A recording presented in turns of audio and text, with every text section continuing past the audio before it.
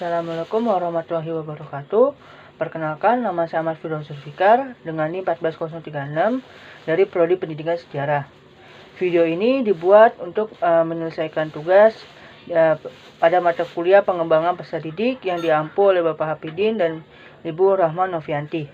Pada video ini saya akan menjelaskan tentang perkembangan diri saya mulai dari waktu playgroup hingga SMA. Perkembangannya sendiri mencakup beberapa aspek, yaitu perkembangan kognitif, perkembangan bahasa, perkembangan motorik, perkembangan emosi, dan perkembangan sosial. Pada masa playgroup, perkembangan kognitif saya itu pertama mampu membandingkan dua barang berbeda ukuran. Hal ini sesuai dengan teori Piaget dalam tahap pra-operasional, khususnya subtahap pemikiran intuitif. Karena di situ dijelaskan bahwa seorang anak itu mengetahui sesuatu, tetapi mereka mengetahuinya tanpa menggunakan pemikirannya. Contohnya waktu itu saya bisa mengetahui bahwasanya sesuatu itu lebih besar daripada yang lain, tapi saya tidak mengetahui kenapa itu bisa disebut lebih besar daripada yang lain atau lebih kecil daripada yang lain. Berikutnya, suka menyusun benda-benda. Untuk bagian suka menyusun benda-benda ini sama seperti teori Piaget juga, yaitu berada di tahapan operasional konkret atau pada usia sekitar 6 hingga 12 tahun. Di situ dijelaskan bahwa pada tahap itu seorang anak mampu menyusun benda-benda atau barang-barang. Walaupun di teori Piaget dijelaskan bahwasanya seorang anak bisa menyusun benda-benda itu pada usia 6 hingga 12 tahun, namun saya sendiri waktu kecil memang sudah mampu menyusun benda-benda. Contohnya seperti yang digambar itu mainan bola donat. Adalah salah satu permainan yang pernah saya mainkan sewaktu masa playgroup atau prasekolah. Selanjutnya di perkembangan kognitif masih ada sudah mengenal huruf abjad. Berikutnya perkembangan bahasa. Pada perkembangan bahasa saya sudah bisa berbicara satu atau dua kalimat. Selanjutnya di perkembangan sosial. Di perkembangan sosial ini saya suka bermain dengan teman dan sudah tidak rewel ketika ditinggal orang tua bekerja. Untuk perkembangan emosi, saya sering atau mudah menangis atau yang biasanya itu kita kenal dengan istilah cengeng, dan tidak suka. Kemudian di perkembangan emosi, yaitu tidak suka atau marah jika diganggu ketika sedang melakukan sesuatu atau masih pemikirannya egosentris. Hal ini sesuai dengan apa yang dijelaskan Piaget, bahwasanya seorang anak itu memiliki ego yang sangat tinggi. Di mana seorang anak itu memiliki ego yang sangat tinggi karena dia tidak mengetahui perspektif orang lain. Dia tidak mengetahui ada perbedaan perspektif. Contohnya seorang anak itu kan, termasuk saya dahulu, suka bermain mainan, tidak tahu waktu. Nah, sebenarnya tadi kan juga dijelaskan tidak suka atau marah jika diganggu ketika sedang. Nah, yang dianggap diganggu ini adalah waktu bermainnya. Padahal bisa saja itu kita yang mengganggu siklus waktunya sendiri kalau dari perspektif orang tua. Misal sudah siang, waktunya makan siang atau istirahat siang, atau sudah larut malam, di mana seorang anak itu ya sudah sewajarnya dalam waktu itu harus istirahat. Dan sebagai seorang anak yang memiliki sikap yang egonya yang tinggi, dia menganggap bahwasanya hal itu mengganggu dirinya dalam bermain. Berikutnya adalah perkembangan motorik kasar dan motorik halus masa playgroup Ahmad Firdaus Zulfikar. Untuk motorik kasar itu suka melompat, berlari, dan berjalan, namun masih kasar atau belum tepat atau masih sembarang. Di sini tuh motorik kasarnya sangat mungkin perkenalan dan juga masih perawalan untuk mengembangkan. Contohnya seperti melompat. Untuk melompat itu Ahmad Firdaus biasanya melompat di kasur ya. Kemudian untuk motorik halus, yaitu mulai mampu menggunakan sendok dengan baik. Berikutnya masa TK. Ini adalah Ahmad Firdaus waktu TK. Untuk perkembangan kognitifnya Ahmad Firdaus waktu TK itu, pertama sudah mampu mengeja, kedua sudah mengenal warna. Untuk mengenal warna ini sudah sesuai ya dengan teorinya Piaget, di mana anak sudah mengenal warna pada tahap praoperasional, tepatnya pada subtahap fungsi simbolis, tahap yang berada di usia 2 hingga 7 tahun. Kemudian sudah mulai bisa berhitung, terutama angka 1 hingga 10 dengan bantuan tangan, suka berimajinasi, suka bermain puzzle sederhana, dan sudah mengenal bangun datar. Untuk suka berimajinasi sendiri, di situ Ahmad Firdaus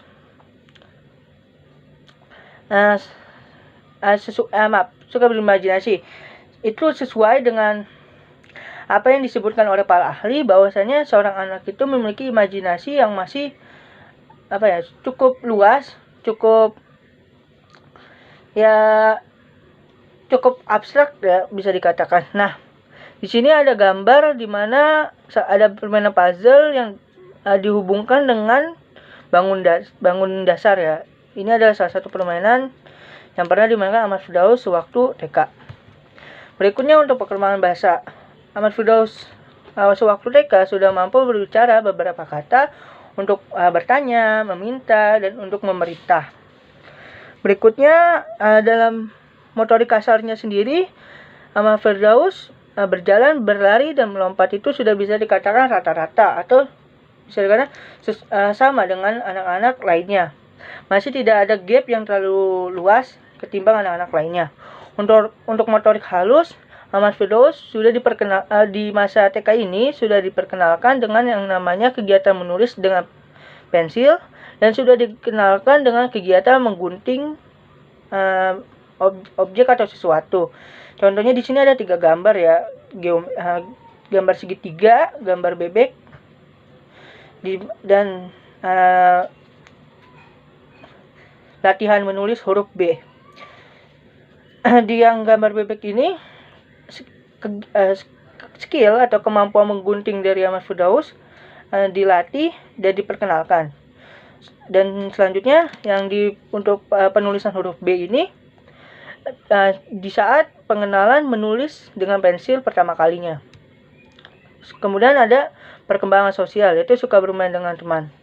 Nah, di sini kan ada dalam kurung ya, teman yang lebih banyak dan lebih ragam. Hal ini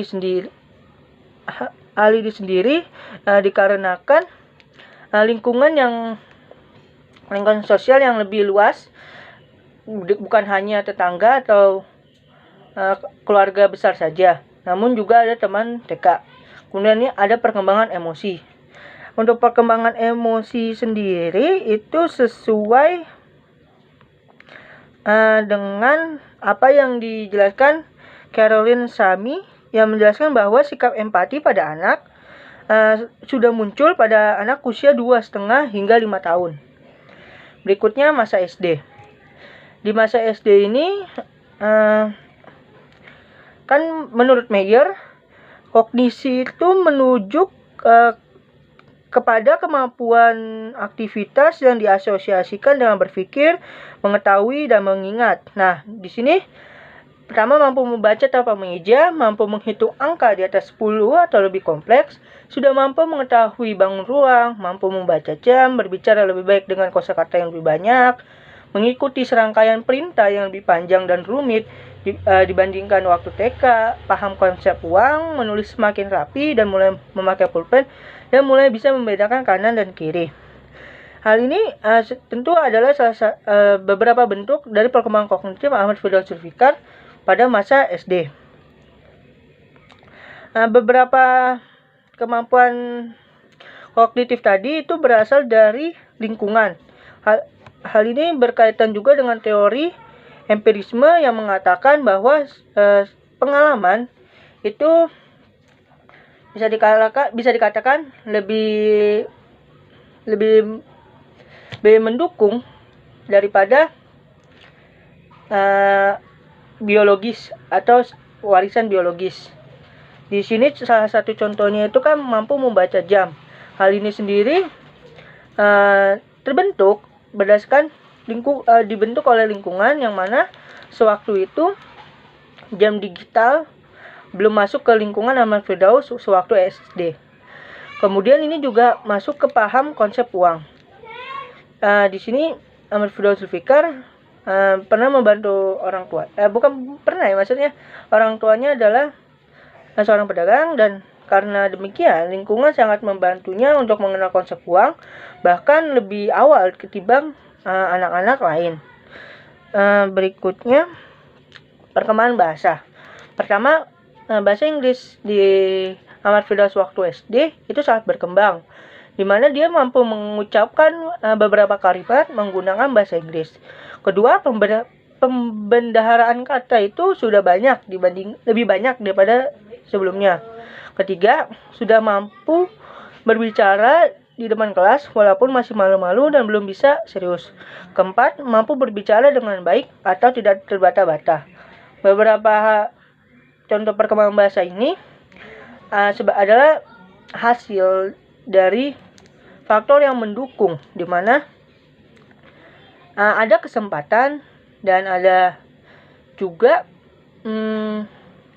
kesempatan dan juga dorongan agar bisa melakukan ini.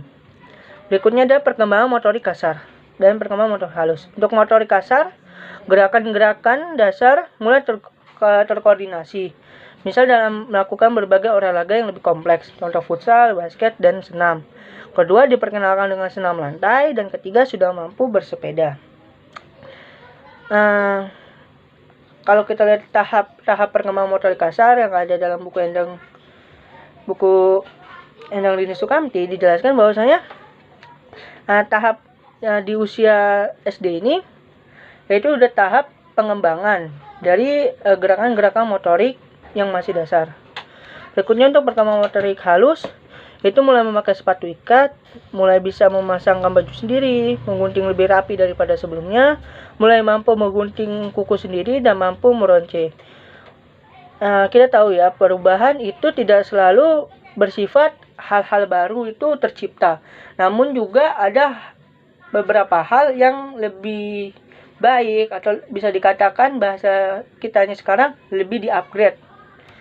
Dan itu salah satu contohnya adalah dari yang awalnya baru bisa menggunting kertas, menggunting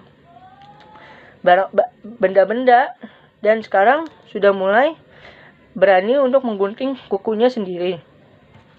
Berikutnya perkembangan sosial.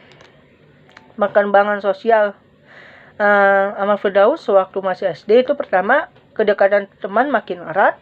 Kedua, mulai berani bermain di rumah teman tanpa bantuan orang tua. Ketiga, suka membentuk kelompok-kelompok kecil. Keempat, muncul rasa ingin disukai dan diterima oleh kelompok. Kelima, menunjukkan lebih banyak kemandirian. Salah satu contoh kemandiriannya itu salah satunya adalah tidak mau dijemput atau diantar untuk pulang atau pergi ke sekolah. Untuk perkembangan emosi, hampir sama dengan sebelumnya, itu emosi tidak stabil, masih mudah marah dan menangis. Kemudian masa SMP. Pertama, untuk masa SMP itu perkembangan kognitifnya adalah mampu memahami konsep aljabar, berhitung menggunakan imajinasi, mampu berhitung yang lebih kompleks, mulai memperhatikan penampilannya, pemikiran deduktif mulai berkembang, dan sudah mampu memakai dasi. Kenapa saya memasukkan sudah memakai dasi? Sebelumnya atau sewaktu SD, kita tahu kan ya, dasinya itu masih pakai karet, dan kemampuannya itu tentu dengan tidak adanya kesempatan untuk mempelajari hal itu, jelas kemampuannya tidak dimiliki. Apalagi Ahmad Firdaus sewaktu SD tidak memiliki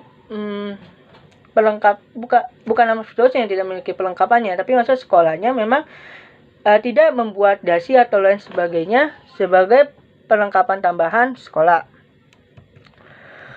Kemudian perkembangan bahasa, yaitu pertama lebih mampu berbicara di depan kelas. Kedua, pembendaharaan kata semakin banyak, entah untuk bahasa Inggris maupun bahasa Indonesia. Ketiga, mulai bicara sendiri dan mulai bertindak tanpa berbicara. Sebenarnya ini masih sama, kita pakai teori empirisme di mana lingkungan sendiri yang membantu Ahmad Firdaus kecil ini berkembang. Seperti kayak lebih mampu berbicara di depan kelas. Hal ini dikarenakan sewaktu itu Ahmad Firdaus baru pertama kali mengecap yang namanya kurikulum K13, yang mana kurikulum itu meminta seorang peserta didiknya itu untuk presentasi di depan kelas ya. Maksudnya peserta didiknya itu mampu lebih aktif dan tidak hanya bahasanya itu disuapi oleh gurunya saja. Oleh karenanya, kemampuan bahasa seperti mampu berbicara di depan kelas itu makin terasah. Kemudian, perkembangan motorik kasar.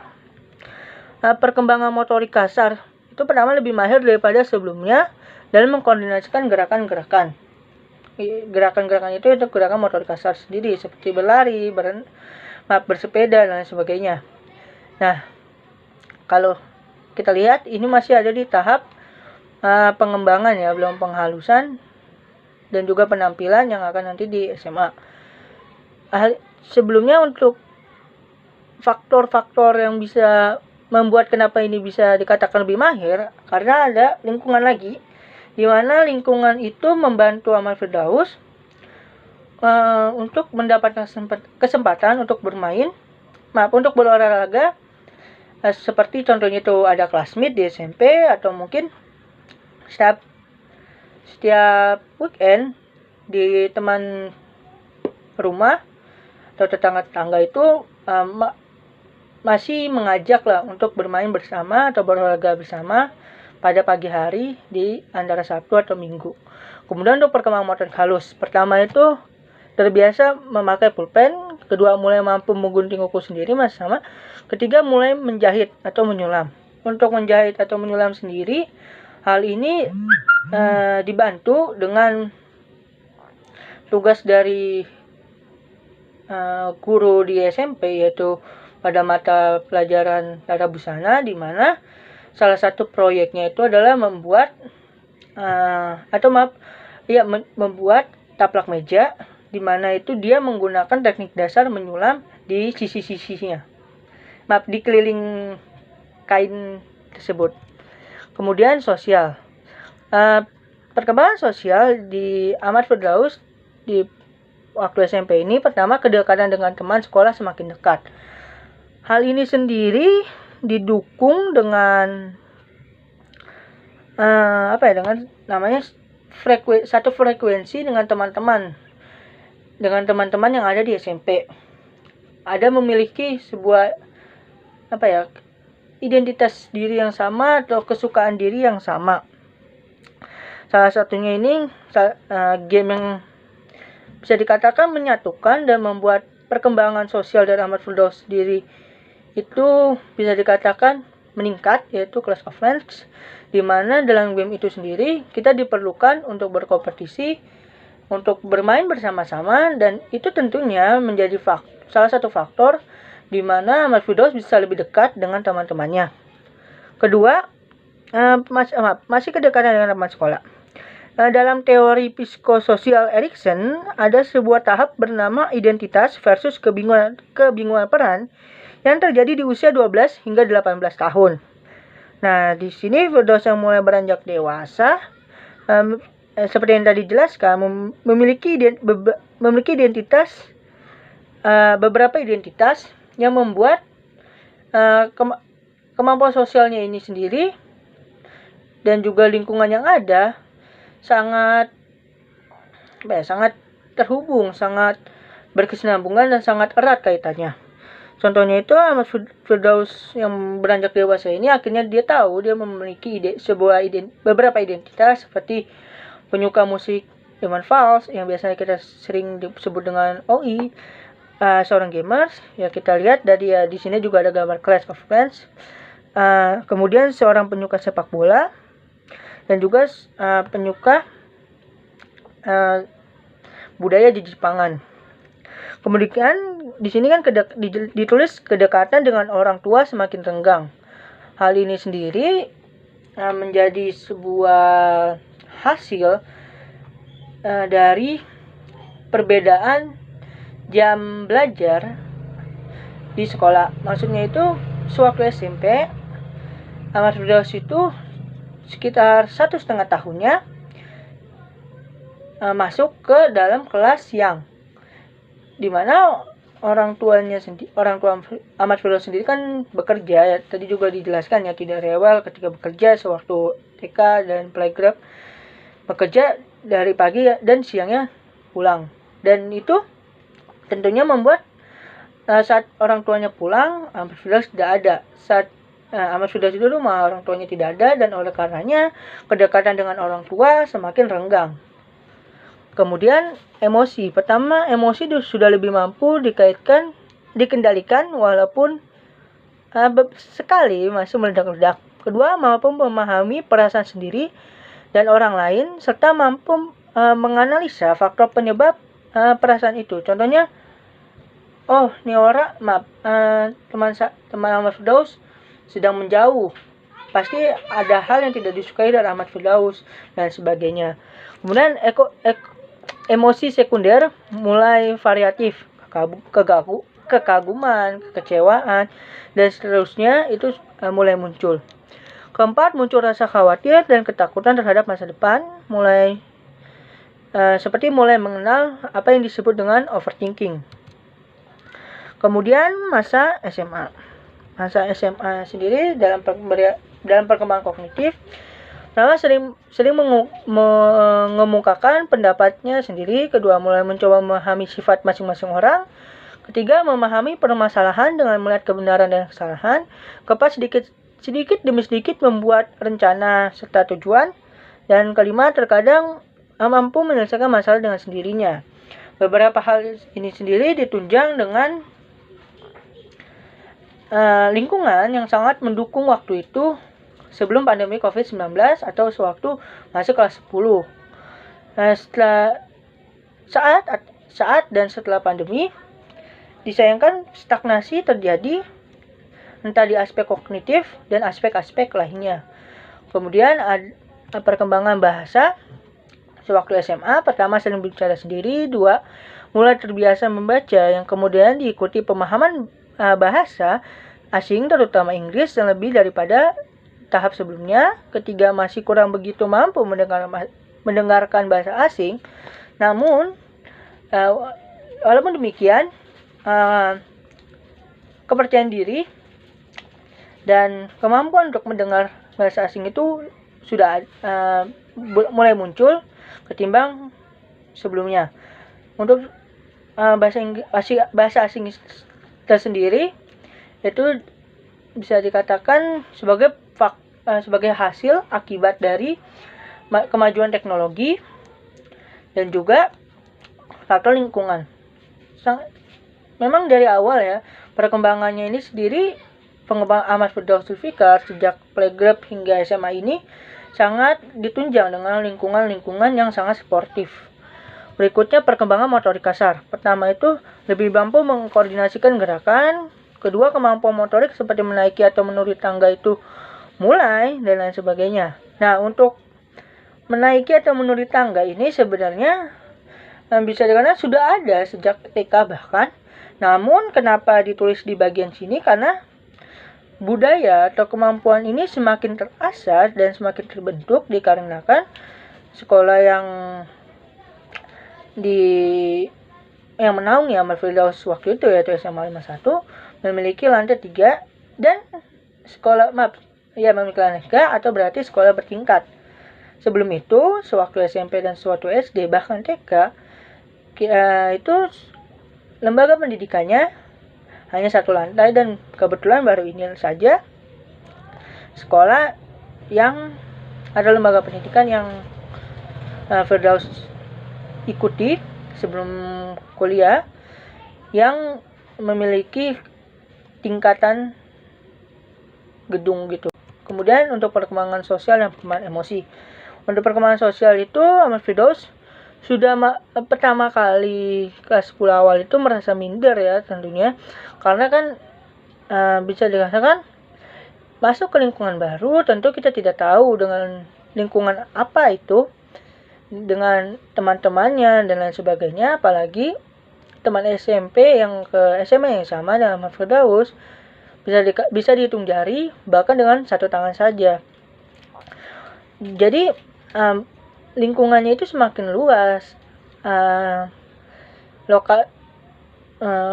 teman-temannya itu semakin variatif. Jadi Firdaus ini merasa minder dengan kemampuannya sendiri. Kedua, tidak terlalu memusingkan pendapat orang. Dan ketiga, memiliki circle atau kelompok atau bahkan geng yang lebih kecil namun lebih erat ikatannya.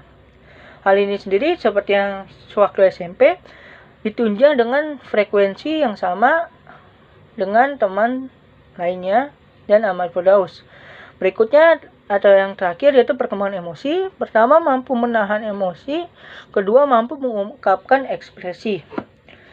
Itu saja perkembangan Ahmad Firdaus Zulfikar dari masa playgroup hingga SMA. Apabila ada salah kata mohon dimaafkan. Wabillahi taufiq wa hidayah. Wassalamualaikum warahmatullahi wabarakatuh.